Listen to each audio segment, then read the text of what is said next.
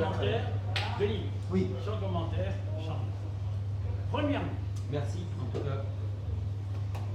Alors, première proposition, ça va vous intéresser, ça. Vous partez? Non, je suis désolé, oui, on va parler. Alors, Merci, votre intervention. Alors, je sais bien que les maternelles ne faites pas aujourd'hui, elles ont été créées dès le début du siècle, on l'a dit. Mais je pense que ce n'est pas une bonne chose de multiplier les maternelles. Et l'une de mes propositions, c'est de réduire les maternelles au cas d'absolue nécessité et les remplacer par des avantages consentis aux mères de famille pour leur permettre de s'abstenter de quitter leur travail sans être payé par l'employeur, mais en ayant une allocation de l'État, tout en étant assuré de retrouver leur emploi pendant de longues périodes. Le fait de laisser des enfants à partir de 2 ans dans des maternelles crée des problèmes psychologiques. J'en ai connu, il y en a même dans notre immeuble, vous connaissez peut-être, une mère qui, pour travailler, a obligé son fils et ça, et le fils est devenu déroché, pratiquement incapable de vivre normalement, il vit au donc ça n'est pas une bonne chose. C'était Marie-Josée de la Vallée qui était contre on sait que les élèves s'essoufflaient en classe. Donc on voit que la Les élèves s'essoufflaient. On va nous dire, moi et mon épouse, on n'a pas à se plaindre de la classe. D'abord, on a scolarisé nos enfants à 3 ans.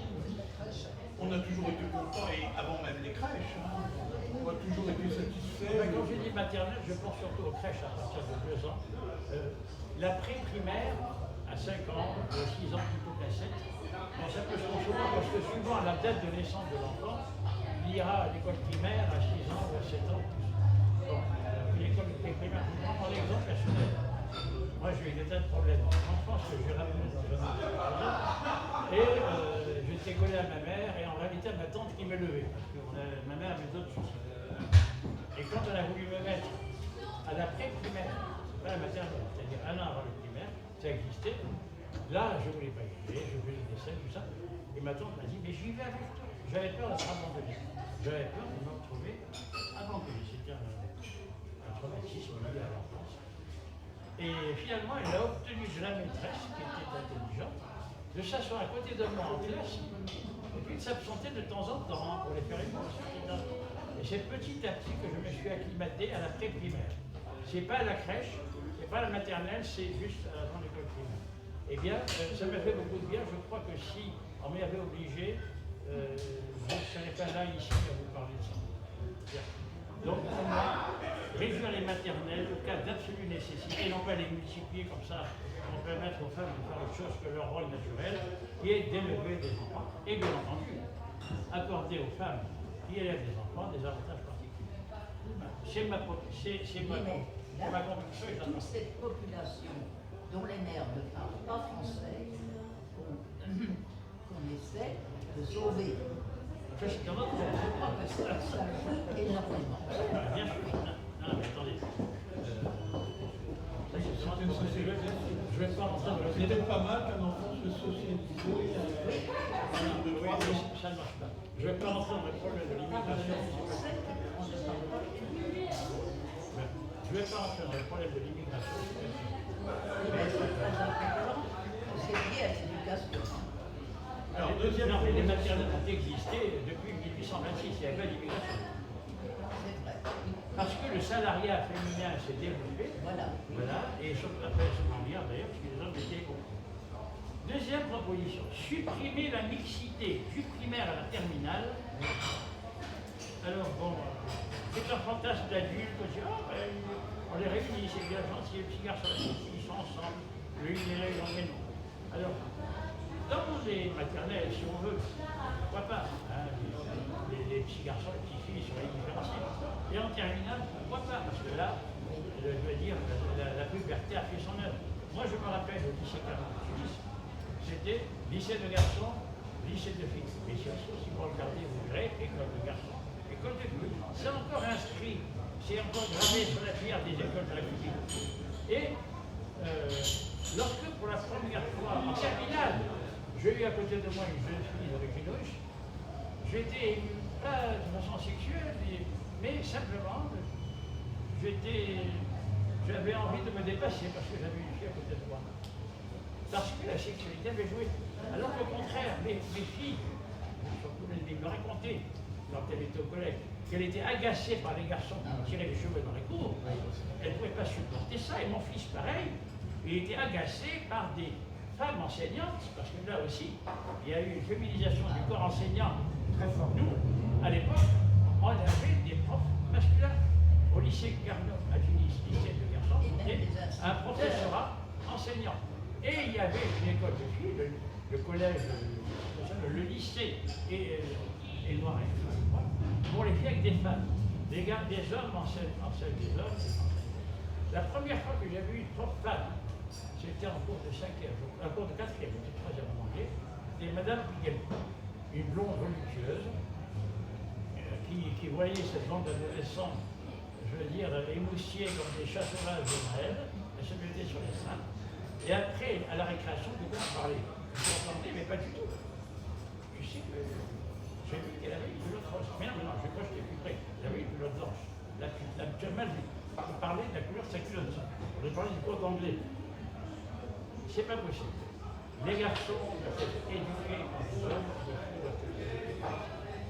sauf dans la petite enfance. Et dans la adulte, sauf à l'université, évidemment, pas de problème pour la mixité.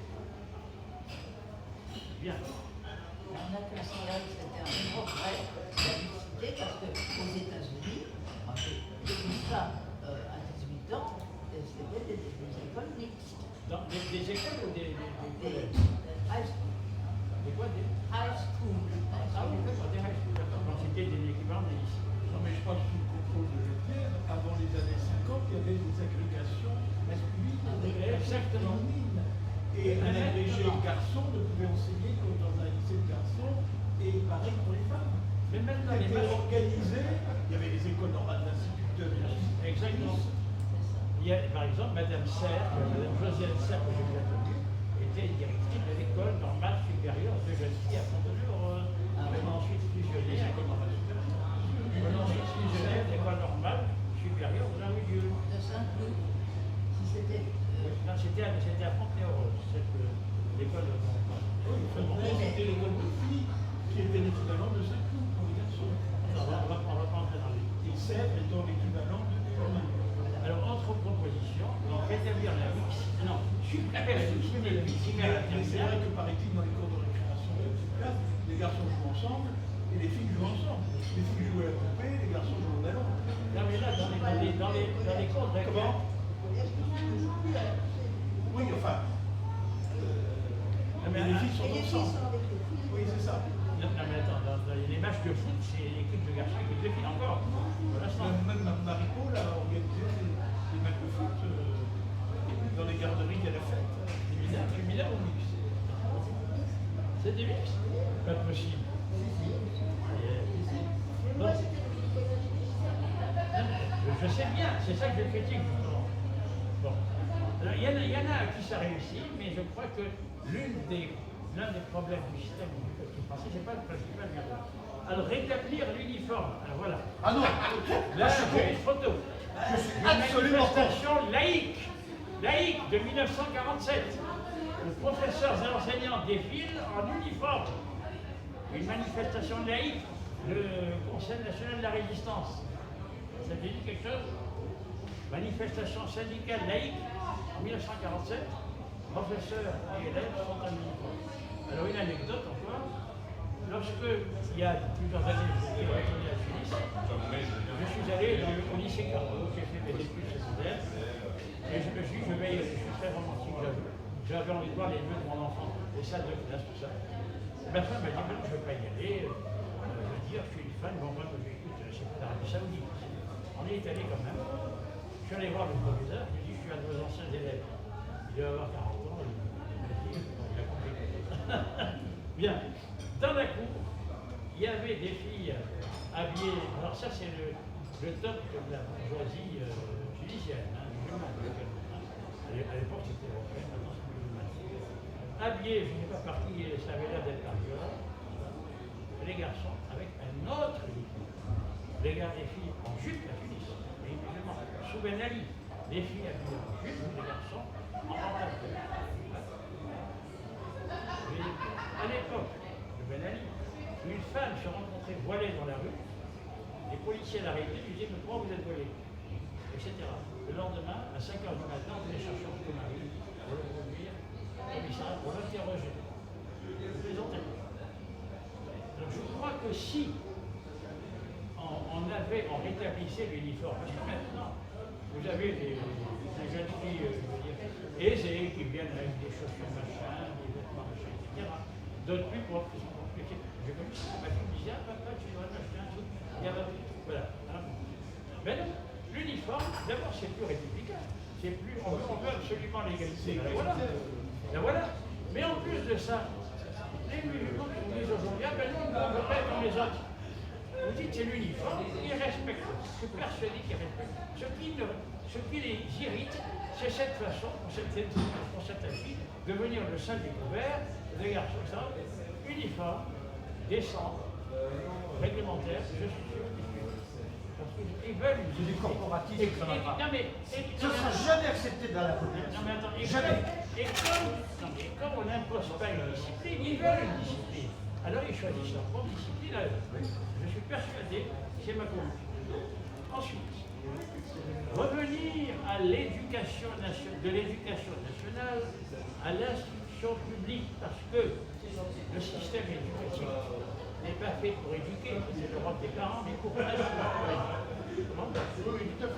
La troisième et la quatrième République, c'était le ministère de l'instruction publique en 32. Oui.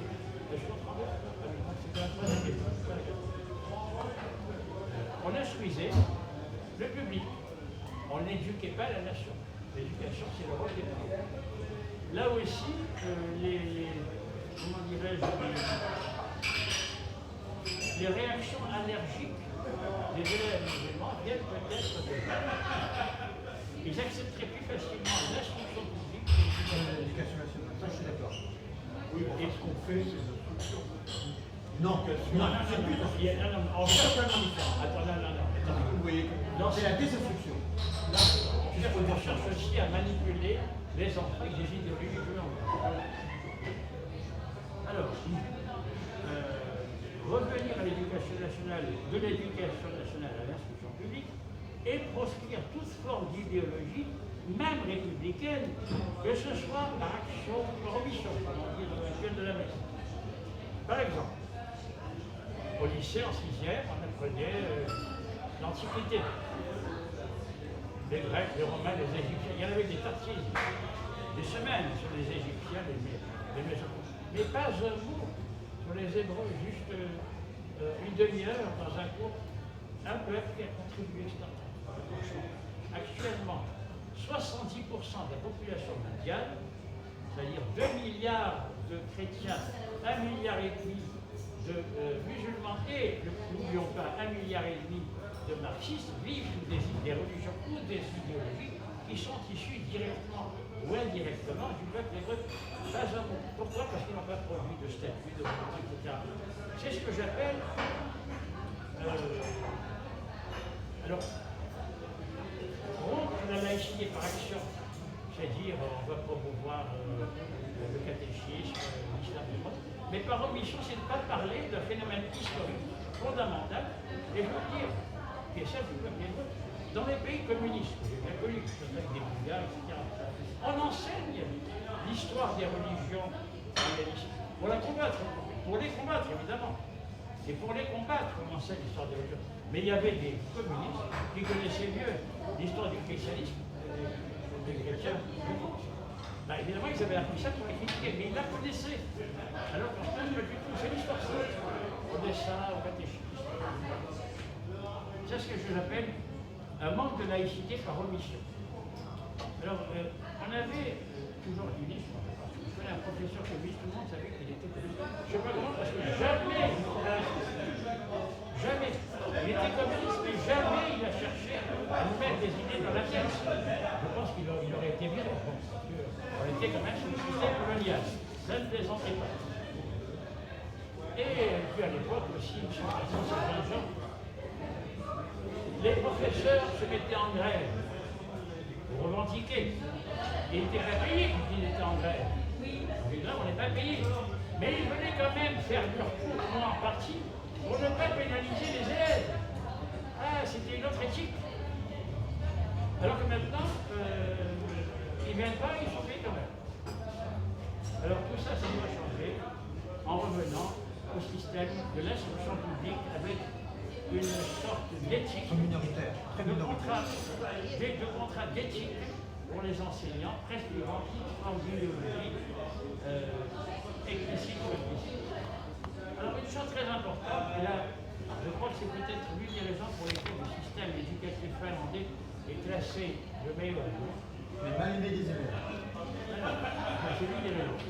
C'est revaloriser les disciplines artistiques comme la musique, le dessin, la sculpture, et sportives, athlétisme, sport d'équipe, etc.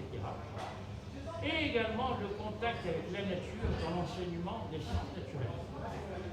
En France, on a trop tendance à favoriser les disciplines du virtuel, c'est-à-dire les langues, les mathématiques. Je me rappelle, il y a un frère de Marie qui est enseigne au Canada, à Vancouver. On était allé là-bas, on passait un an ou deux, et j'habitais chez eux pendant quelques mois, quelques semaines avant de retrouver la maison. À un moment, il y avait une des nièces de Marie qui vient me dire Uncle John, son père, Uncle John, oncle Jean. Il y a son père qui a dit, va demander à Uncle John, il se connaît, le docteur est là. Va lui demander, il s'y connaît. On leur avait demandé de monter un petit appareil, comment dirais-je, un petit appareil de radio, avec des circuits électroniques, un poste à galène. Alors ils avaient comme travaux pratiques pendant le week-end de monter un petit poste de radio. Alors leur père, il y a des connaissances ici, tout ça n'est pas. Alors je leur ai dit, je n'ai pas trop, j'avais et compris sur moi. Mais il y a autre chose, il y a un certain Neschai, qui est le grand spécialiste de la, comment dirais-je, de la théorie des réservoirs des systèmes de spin à Grenoble. C'est une théorie utilisée en physiologie, en économie, en tout ce qu'on peut. Mais un théoricien. Alors il va en Californie. Il fait un post-doctorat de la société Variant, qui fabrique des appareils de résonance magnétique. Et puis alors on m'a raconté ça à moi quand j'y suis allé moi-même comme un séminaire. On m'a dit, mais c'est quand même bizarre parce que Neschai, on pensait que c'était un grand expert. On lui a proposé d'installer son dispositif de mesure, enfin d'application de la théorie des réservoirs à un appareil fabriqué par Variant, c'est une société commerciale. Il n'a pas su le faire, on pensait que c'était un grand spécialiste. Ce qu'ils n'ont pas compris, c'est que c'était un spécialiste des équations, des calculs, des mesures, il les faisait un appareil acheté. Et voilà, ça c'est quelque chose qui manque. On a trop tendance en France à mettre l'accent sur le virtuel, dans les disciplines verbales, les langues, les mathématiques, et pas sur les disciplines concrètes, les sciences naturelles, les sciences vives, et évidemment l'éducation artistique et sportive, parce que ça c'est un contact avec le concret. La terre ne ment pas. La quoi? La terre Ne ment pas, comme disait De Gaulle. c'est des tas. Donc il faut retourner au concret dans l'éducation aussi.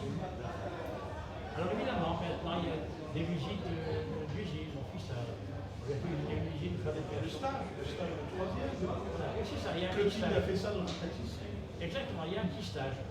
Mais c'est récent et c'est pas assez. Bien, je continue. Alors, réduire les maternelles, supprimer la mixité, revenir à l'instruction publique en éliminant toute forme d'idéologie par action par définition, revaloriser les disciplines artistiques et sportives, revaloriser le travail manuel et les filières de métier. Alors l'exemple des pays scandinaves est flagrant parce que ça a une incidence sur la cohésion sociale et l'immigration. Évidemment, en France, on a tendance à dévaloriser les métiers manuels. Je me rappelle que ma fille, une fois, arrive de la CE1, CE2, CP, dit, papa, tu sais, Madame Piccoli m'a dit qu'il fallait absolument qu'on ait tous un cahier à rouleau, sinon on sera tous orientés. Orienté, c'est quoi ça? Les gens le mettent dans la tête qu'être orienté dans une filière professionnelle, c'est l'enfer. On sera tous orientés. En Allemagne, les médecins sont valorisés, ce que je veux dire. Absolument. Tout l'enseignement professionnel de grande qualité. Exactement. Et en Finlande, c'est pareil. J'avais un professeur qui disait aux mauvais élèves, vous savez, l'agriculture manque de bras. Attendez, ça remonte là, ça. Hein, Voltaire qui disait, je ne trouve pas bon que les paysans soient suites. Ça remonte loin, ça. Ça remonte loin, très loin. Ça remonte loin. C'est pas d'aujourd'hui. Ça, c'est un point que je viens d'apprendre, ça. Bon, De la part de Voltaire et de la part de Rousseau. absolument. Je connaissais leurs autres travers, mais pas celui-là. J'avais une anecdote que je vais oublier. Donc, revaloriser ici un artisanat, revaloriser le travail manuel et le métier, redonner le pouvoir aux parents dans les écoles et les collèges et introduire, comme dans certains pays anglo-saxons, la notation des enseignants par les parents. Mon beau-frère était l'équivalent de comment ça s'appelle comment on appelle ça, inspecteur d'académie, Vancouver, et il allait consulter les cahiers des parents, noter les professeurs. Parce qu'un professeur dira, j'ai une mauvaise classe, j'ai une bonne classe, mais elle est mauvaise pourquoi? Et il s'est remis en question, lui. Il n'y a pas de mauvaise classe. Alors, peut-être qu'ils ont des raisons de trouver. Oui et non, hein. Oui et non, hein. Dans certains établissements de sport, je pourrais raconter.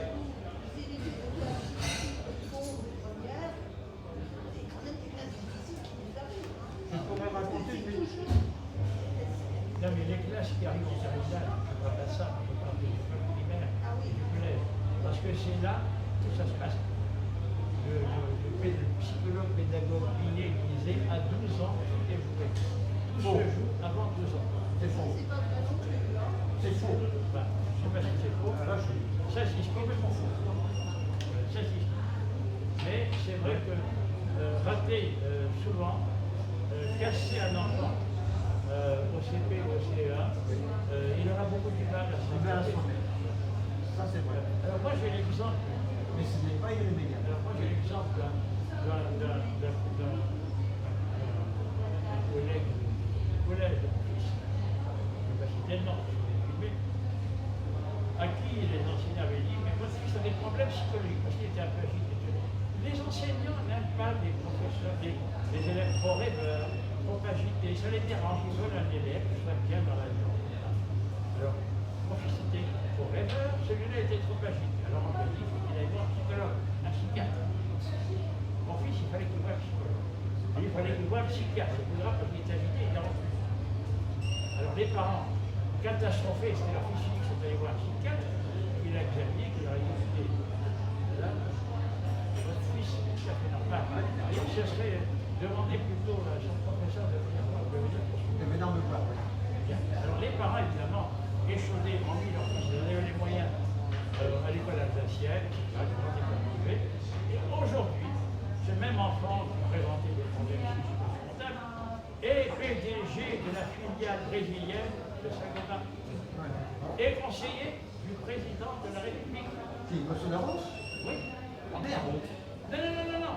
Ah merde, Bolsonaro, là, c'est horreur. Non, non, non. Je parle du président de la République actuelle. D'accord. Il a Ah, été mais tu parlais du Brésil. non, non, non, du président de la République française. Ah, bon, d'accord. Là, je comprends mieux. Donc voilà, je pense savoir aussi que Sarkozy, en 5e, on lui a dit cet homme ne sera jamais marié. Comment il s'appelle, le fondateur de Matra aussi. Regardez, Lagardère. Ah, Lagardère. Il n'a jamais dépassé le stade de la 5e ou de la 4e parce qu'il était incapable de ça. Bon, alors moi je dis que dans ces cas-là, c'est la faute du professeur. Et je connais beaucoup de cas, mais dans de la bourgeoisie. Il y en a un, une amie qui habite Tourgette, qui a de nom. Il y a mon ancien patron de thèse, qui est un grand spécialiste activité dans le monde, et le fils du plus grand théoricien marxiste français. Hein. Sa femme, elle, est issue du grand. C'est le Je ne citerai pas de nom. C'est Henri Lefebvre. Le plus grand théoricien marxiste français, c'est Henri Lefebvre. Son fils, qui est un physicien, était mon patron d'école. Il était marié à une bonne catholique de la bonne bourgeoisie rémoise. C'est des gens, on peut dire, de bonne famille, si on peut dire. Et bien leurs deux fils ont échoué. Et lorsque madame est allée se plaindre, on lui a dit votre enfant n'est pas scolaire. Alors elle les a enlevés en disant je ne sais pas ce qu'est le mot scolaire, il n'est pas. Elle les a pris d'eau, évidemment, ça a quelle est la situation. J'ai un autre collègue, je ne citerai pas. Lui est Normania, agrégé, professeur à Paris 6. À qui les profs ont fait des remarques. C'est souvent les garçons qui prennent en grippe. Hein. C'est ce qu'on appelle la discrimination politique. On favorise les. Bon, au départ, des bons garçons de la bonne bourgeoisie. Souvent. Il faut qu'ils puissent s'en sortir. Il faut que des parents qui veulent beaucoup, qui en aient les moyens, et qu'ils aient envie de le faire. Enfin bref. Ça, c'est la discrimination, je vais y revenir. Alors, c'est pour ça que je dis redonner le pouvoir aux parents. Alors, je vous signale que j'ai mentionné dans mon exposé qu'au Moyen-Âge, dans certaines écoles, les parents avaient droit de regard. J'ai ici le texte d'une doléance adressée par des parents d'élèves à l'archevêque de Paris en disant ce prof, c'est pas bon, on veut en changer. Et il a été changé. Il a été changé. Ben oui. Est-ce qu'ils ont quand même des droits. Ils sont admis dans les conseils de classe. Oui, mais Ils peuvent s'opposer à des renouvellements, alors que notre époque, les parents, ils étaient dehors. Moi, j'ai participé, comme vous, j'ai été avec mon épouse représentant de des écoles. J'ai participé au conseil d'administration, au conseil de classe, et puis il y a aussi la possibilité de travail, de faire une session, mais on le fait rarement, et en général, les profs n'aiment pas ça. les profs ne font pas. Ça ne font pas. Et ils n'aiment pas Voir, ça. Et arriver dans leur domaine, il y a des parents. Et si on est trop invasif, ils pénalisent donc. Oui, mais les parents ont aucune place depuis les 30 dernières années dans l'enseignement qui a été écarté, du moins dans l'enseignement public. Peut-être pas dans l'enseignement privé. C'est différent. Enfin, ça reste fait. Et je pourrais donner deux anecdotes complètement opposées me concernant en tant que prof et parent. Mais radicalement opposées. La première anecdote, elle a abouti à une chose. La conclusion de cette première affaire, c'est que le professeur m'avait exclu d'enseigner en classe terminale. Parce que j'ai trop lutté contre la tentation de bachotage des élèves. De bachotage des élèves. Les parents se sont plaints auprès du recteur, qui a dégouliné la plainte au professeur, et convocation du bureau, disant Monsieur Chabet, vous avez touché la terminale. Bon, ça c'est le côté négatif. Et le côté positif, c'est le contraire. Un jour, à la réception des parents d'élèves du mois de décembre, le 10 ou 15 décembre, on recevait les parents des élèves qui voulaient venir, un père vient me voir seul, sans son fils. Il me dit, monsieur, je viens vous remercier. Je viens vous remercier. Comment? De classe terminale. Ah oui, oui. J'étais exclu d'enseigner en terminale. Bon. Donc on m'avait confié quelques premières, mais surtout des classes de seconde. Bien m'en attirer d'ailleurs, parce que je n'ai beaucoup profité de cette situation. Le professeur ne pouvait pas devenir. Je sais bien que les parents sont représentés. Ouais. Alors, le père m'avait remercié parce que lors de la premier cours de physique du mois de septembre juste après la rentrée, son fils a vu disparaître son introversion. Tout simplement. Alors, les circonstances, je ne vais pas rentrer dans les détails, parce que ça va allonger la soirée, puis il y a encore des choses à dire. Hein. La 50 enseignants, rentrée des profs, on a été avertis de l'introversion de ce gamin. Enfin, les professeurs de sa classe ont été avertis de l'introversion de ce gamin. Premier cours de physique, qui porte sur un sujet ennuyeux tous les ans, les incertitudes de mesure en physique. Bon, c'est ce truc qui chie et chiant et ennuyeux. Denis, on est trop technique là, il faut avancer. Bon, Ouais. cet élève demande la parole et me dit, est-ce que ce phénomène existe aussi. Au revoir, monsieur Desjeux. Est-ce que ce phénomène existe aussi au plus haut niveau de la recherche scientifique? Je lui ai répondu oui, et je lui ai donné un exemple. Donc j'ai répondu oui, puis j'avais donné un exemple rapidement. Eh bien, ce fait-là a induit chez ce gamin un choc émotionnel suffisant pour retourner son opinion sur lui-même. Voilà, c'est tout. Fin d'anecdote. Voilà. Enfin bon, moi je vais plus loin, je dis qu'il faut instaurer, non pas une représentation des parents, des élèves, etc. Ça reste virtuel. Les professeurs ont finalement la main, tout le monde le sait dans les expériences, mais une notation. Il y a des candidats, il y avait des carnets, chaque professeur a été noté par les parents d'élèves. Oui. Et l'inspecteur d'académie, enfin l'équivalent, allait vérifier. Et c'était les parents qui sont quand même les clients. Qui décident si oui ou non l'enseignement qu'on donne à leurs enfants, parce que si les enfants ont des problèmes plus tard, c'est pas les profs qui vont payer, c'est les parents. Alors l'idée c'est que les casseurs doivent être les meilleurs. Donc il faut que les enseignants qui font mal leur travail s'en rendent compte tout de suite, par un avertissement, etc. Tout à fait. Alors je continue.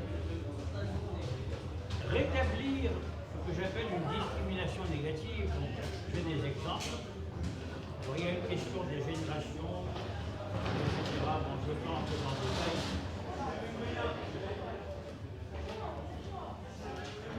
Bon.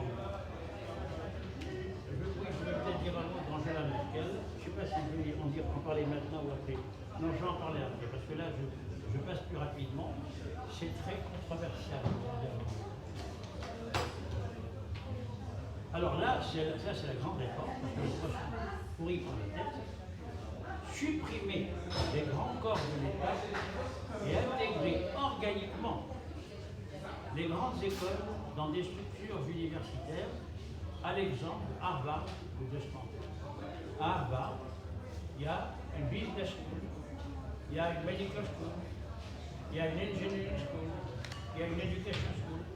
C'est des écoles professionnelles, mais dans lesquelles on entre avec un entretien de motivation, après des études générales, et dans les cafétérias, sur le campus, partout, les futurs médecins, les futurs ingénieurs, les futurs avocats se rendent compte qu'ils ne sont pas là, cloîtrés dans une sorte de couvent technique, normal sud, où ils vont s'écarter, s'éloigner de la société civile. Et ils vont rester, je veux dire, dans leur monde. Alors pourquoi est-ce que tout ce qui se crée en ingénierie peut être appliqué en médecine, parce que les futurs ingénieurs, les futurs médecins, les futurs juristes, parce qu'il faut également des textes de l'autre, se sont rencontrés, se sont connus sur le campus. Donc ce que je dis, c'est qu'il y ait des écoles professionnelles, oui, mais pas cette idée de corps de l'État où on crée finalement des sortes de castes, n'est-ce pas, où les gens sont isolés et où ils sont totalement coupés de la société. Le président de la République a déjà commencé le travail avec la suppression de l'ENA. Non, il n'a pas vraiment supprimé, il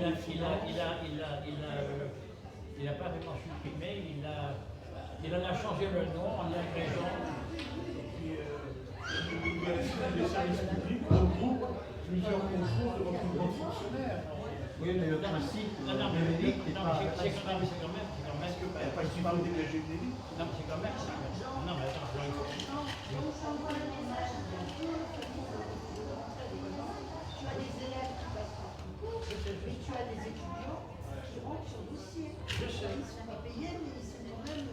Non, mais je sais. C'est une ouverture. Non, mais je sais, c'est pas une question d'ouverture. C'est qu'une fois qu'on y est, que ce soit par concours ou par une autre voie, bah, Didier, je crois qu'il a entré à HEC par une autre voie. Pas par le concours interne. Ah, par le concours interne, d'accord. Pas par le concours habituel. Enfin, peu importe. Quelle que soit la façon dont on entre dans une de ces grandes écoles, une fois qu'on y est, on se sent faire partie d'une caste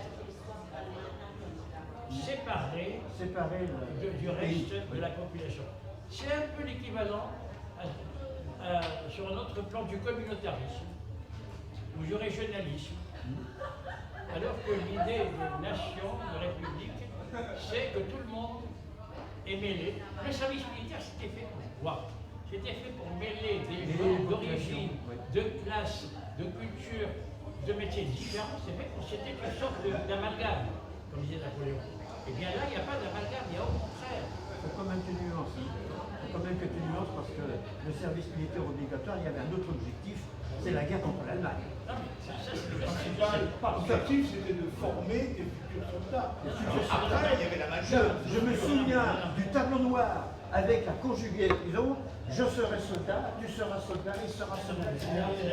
Pour des élèves de CM1, CM2. Ah oui, c'est comme ça. En France, Denis, je sais ça, mais en ce cas, je me suis dit, moi, ce que je veux dire, c'est qu'on aurait pu faire une armée constituée de paysans, une armée constituée d'informaticiens, une armée constituée d'intellectuels, mais là, on a dit tout le monde au même niveau, parce que ça faisait une sorte. Et ça crée une sorte Il y a la naval, il y a l'école de l'air, il y a la gendarmerie, il y a aussi dans l'armée. Non, bien sûr, évidemment, il y a les écoles Les sous-officiers, les officiers. il y a toujours eu des écoles d'officiers. Non, il y a des écoles Oui, tout le temps. Non, il y a des écoles d'officiers, mais dans l'armée même, il y a des écoles. Je veux dire, quelqu'un accepte le soldat qui s'engage. Un officier, un sous-officier, c'est deux mondes différents. Alors, je l'ai vu pendant le service militaire. Non, mais ça, c'est quand même autre chose. Aux États-Unis, à West Point, je veux dire, c'est une école d'officiers. Même entre les officiers supérieurs, il y a des généraux à 4 étoiles qui méprisent les généraux de place. L'armée, c'est un autre monde, c'est le monde de la guerre, c'est le monde de la guerre. c'est le monde viril, c'est le monde de la mort. On ne peut pas mélanger ça avec la vie quotidienne. Donc, mon idée, donc, c'était quoi? Je répète, supprimer, non pas les grandes écoles en tant que telles, mais les grands corps de l'État, c'est-à-dire essentiellement Polytechnique, les mines, les conseils sociaux, les télécommunications, et aussi des écoles qui ne sont pas des grands corps, comme l'ENA, l'ELS, et les intégrer organiquement à des structures universitaires, à l'exemple de la langue du West. Alors, j'ai comparé la majorité de alors, ce que je voulais, c'est qu'on intéressait ce système dans les schools. Alors, il y a quand même des avantages de la formation ouverte des universités, de la formation en base code des écoles. Parce que quelqu'un qui va à l'université, qui débat, il faut qu'il trouve un logement, éventuellement une bourse. Il faut qu'il aille au restaurant universitaire. Il va dans l'armée rencontrer des gens d'Hydrac, je vais peut-être agrégé. Moi, j'ai rencontré, alors que j'étais étudiant, accidentellement d'origine partout. Je ne l'aurais pas rencontré qui m'a invité à prendre un verre à la Romerie. C'est une histoire que j'ai racontée. Ça n'aurait pas été, si j'avais été à l'X, ça ne serait jamais arrivé.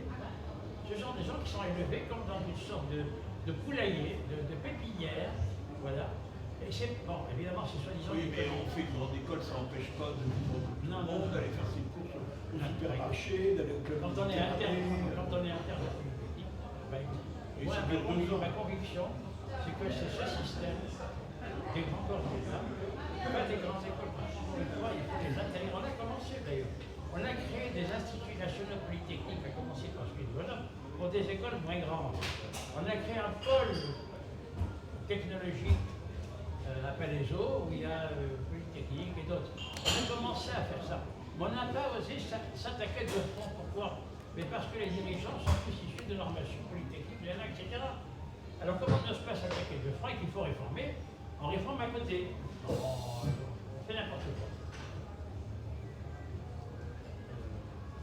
Alors je vais quand même dire un mot d'Angela Merkel.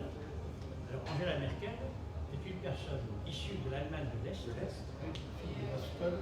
qui en 4 mandats a fait de l'Allemagne ruinée par la guerre et à peine relevée par Adenauer et d'autres, la première puissance économique européenne qui fait Entièrement dépendant du gaz russe.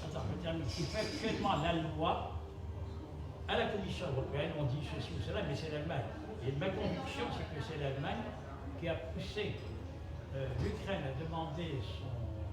Comment dire? L'Allemagne, Angela Merkel, a réussi 2 choses. Premièrement, l'Allemagne a un excédent commercial et financier énorme, des centaines de milliards d'euros. Et la France a un déficit commercial énorme.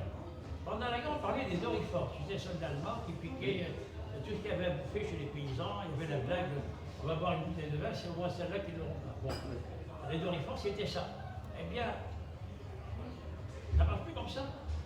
Par des astuces administratives, politiques et commerciales, financières, de façon tout à fait pacifique, aimable, et je dirais même plaisante, Angela Merkel a réussi à pomper pratiquement toutes les potentialités technologiques et commerciales de l'Europe, n'est-ce pas, pour les faire passer à l'Europe. Il y a eu un système de vases communicants, la France s'est ruinée, et l'Allemagne s'est enrichie au point que c'est le seul pays qui ose actuellement, pas pendant la Chine. Les Chinois, les Français n'ont rien à foutre. Même les Américains, les Allemands, attention, c'est une puissance économique. Alors le plus marrant, c'est que nous, on a supprimé les services militaires, Jacques Chirac a supprimé les services militaires, et les Allemands vont le rétablir, soi-disant, pour lutter contre l'hégémonie russe. Alors Angela Merkel donc, a réussi ce tour de force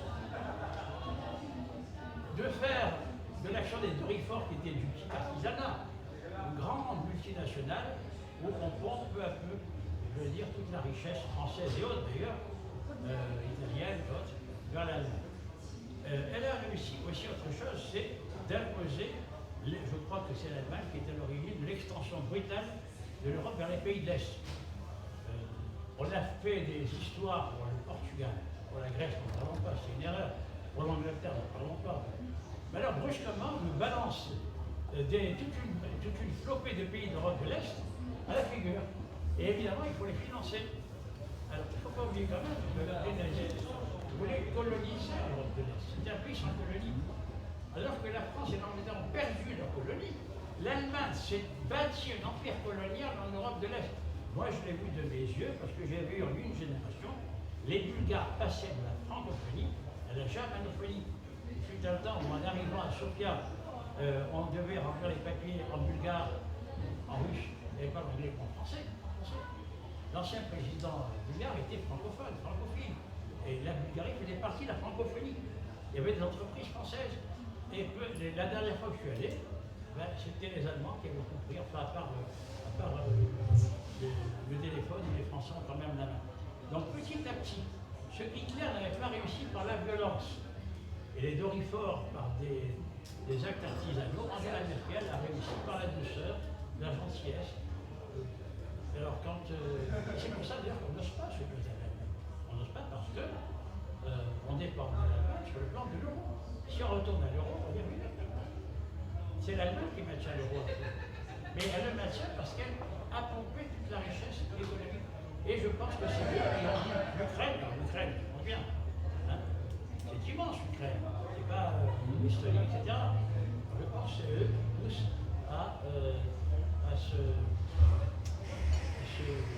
ralliement de l'Ukraine à l'Union européenne et à l'OTAN. Personnellement, je ne veux pas. Je connais pas les Ukrainiens. Excuse-moi, mais là, tu fais de la politique. Alors, on parle de l'éducation française. Là, tu fais de la politique et... Je retire tout ce que je dis, mais je reviens quand même à Angela Merkel. Parfait. Cette femme, premièrement, les filles de Pasteur.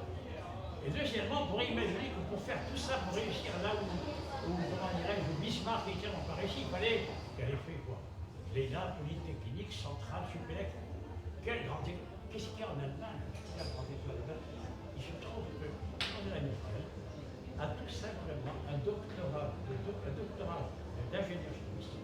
J'ai même connu son patron, un certain Lutz Zülike, qui est venu à l'un de mes congrès en 1986 à Paris, et à un autre à Paris en 2002, c'est son patron, Europe de l'Est. Lutz Zülike, elle est docteur d'ingénieur chimiste. Eh bien, moi je dis que si, au sommet de la table, on avait moins de polytechniciens, d'énarques, de Normandie, on avait davantage d'ingénieurs chimistes ou physiciens et tout ce qu'on veut, eh bien, je crois qu'ils s'en tireraient beaucoup. Ils s'en tireraient mieux. Ça, je suis d'accord avec toi. Et qui plus est, il faudrait que ces gens aient une fibre spirituelle. Parce que Angela Merkel est une fibre spirituelle. Parce qu'elle est docteur en... Une fille de Pasteur. Mais fille de Pasteur. Et ça, c'est important. Elle vient d'un pays pauvre. Elle a une fibre spirituelle parce qu'elle est fille pour le pasteur. Oui. Et elle est docteur ingénieur chimiste. C'est difficile d'avoir une fille ou un fils libéré puisqu'ils sont célibataires. Alors moi je crois qu'ils sont célibataires. Alors moi je crois que ça c'est aussi une sorte de défaut originel, le célibat des prêtres, qui d'ailleurs est venu assez tardivement dans le deuxième siècle, pour des raisons économiques, parce que j'ai parlé des grandes écoles qui produisent une sorte de génocide scientifique, intellectuel. Mais je pense que le célibat des prêtres produit une sorte de génocide génétique, parce que finalement les prêtres c'est des gens qui ont des qualités. Oui. Je veux dire, c'est pas n'importe qui. Et ils ne peuvent pas faire d'enfants.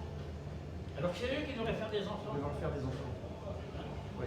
Chez les pasteurs, Le paradoxe, c'est que les prêtres sont destinés à donner des conseils moraux aux familles. Non, ça c'est autre chose. Je ne critique pas les prêtres. Ce que je dis, je place au niveau d'Arminien, je dis que c'est une erreur génétique. Voilà. Alors les pasteurs, eux, font des enfants, et Angela Merkel est fille de pasteur pour ça. Et les juifs, les rabbins aussi font des enfants. Alors je vais citer Karl Marx, j'aime pas Karl Marx, en fait. Oui.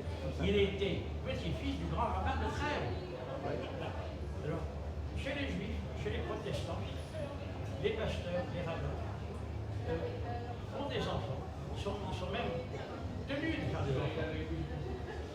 Moi, c'est des souliers. Ils ne sont pas tenus au célibat. Et je pense que c'est aussi une autre raison pour laquelle il y a beaucoup plus de juifs, ou surtout de protestants, parmi les pruneux. Je pense qu'on a subi une sorte de génocide, comment dirais-je, spirituel dans le célibat des prêtres. Moi, j'aimerais avoir une fille ou un fils de prêtre à la présidence de la République. Mais voilà. Ça peut être qu'un enfant naturel. Bien, alors, dernière proposition. Ah oui, j'ai parlé d'Angela Merkel. Je vais citer aussi Anne Auvergeon. Je connais aussi, puisqu'elle a fait un stage d'1 an dans mon équipe. Elle m'avait été envoyée par Josiane Serre de l'école normale supérieure de Port-des-Roses. Alors elle a fait le normal sup. Ensuite, je crois qu'elle a fait les je crois même qu'elle a fait l'ENA. Oui, elle est multi. Alors elle est multi-diplômée. Mais bon, on ne peut pas dire qu'elle est brillée à la tête de. Non, pas politique. Elle a fait le normal sup. Moi, je l'ai eu dans mon équipe pour son stage terminal dans le marché. Mais ensuite, je crois qu'elle a fait les mines et l'ENA ensuite, par une voie féminine, je ne sais pas quoi. Donc, Anne Auvergeon aurait pu être Angela Merkel. Eh oui, mais c'est pas ça. Il aurait mieux valu qu'elle fasse une thèse d'ingénieur chimiste et qu'elle soit fils d'évêque, par exemple. Alors là, je pense qu'on aurait eu un avantage français par rapport à nous. Bien, alors j'en ai fini, je sais que tout ça c'est très conflictuel. Alors évidemment, si on supprime les grandes écoles courtes, sans les intègre aux universités, il faut instaurer une sélection souple à l'entrée des universités. Il faut que ça cesse d'être des gangueries, comme disait Mme Simage, rendues payantes, parce qu'il faut quand même ici une sélection financière. Des parents aisés ont subi une sélection naturelle au cours des générations pour être aisés. Donc on peut imaginer que ce patrimoine génétique a été transmis à nos enfants. Mais si évidemment il y a des individus, des sujets de test populaire d'exception, il faut des bourses évidemment pour ces élèves. Voilà, j'en ai fini avec mes propositions. Je sais que c'est difficilement acceptable, mais je pense qu'on s'inspirera de